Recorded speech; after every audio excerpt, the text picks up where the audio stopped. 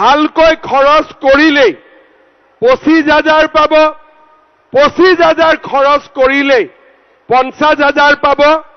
খালি মাজৰ ৰাস্তাত ঘৰত বাচ্চা 3টাৰ পৰা 4টা হ'ব নালাগে।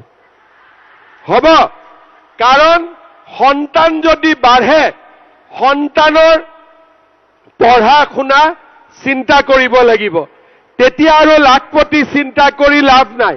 সেইকাৰণে মই মহিলাসকলক কৈছো যে এই আঁচনিৰ কাৰণে জনজাতি হলে 4টা, সাধাৰণ শ্ৰেণীৰ মহিলা হলে 3টা। এগৰাকী মহিলাক পালো যে লাখপতি বাইদেউ মোক হ'ব লাগে। মই বাইদেউ সুধিলো, বাইদেউ ল'ৰা ছোৱালী কেইটা? বোলে 6টা এতিয়ালৈকে। মই বোলো বাইদেউ 6টাটো হ'ল, 7 নম্বৰো হ'ব নেকি? বোলে আল্লাই দিলে কি কৰিম এতিয়া।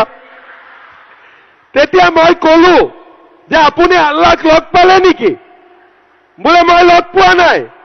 বোলে কেনেকে আল্লাহ আহিলে? বোলে না আল্লাহে পঠাই দিলে। মই বোলে আল্লাহক চিন্তা কৰিব নালাগে, গৈ হাজবেণ্ডৰ লগত কথা পাতক। আৰু ইয়াতে আল্লাহৰ কোনো কথা নাই। হাজবেণ্ড আৰু ৱাইফে যদি ভাবে সৰু পৰিয়াল সুখী পৰিয়াল, সেইটোৱে হ'ব। আল্লাহৰ ইয়াত কোনো বিচাৰ নাই, ভগৱানৰ ইয়াত কোনো বিচাৰ নাই।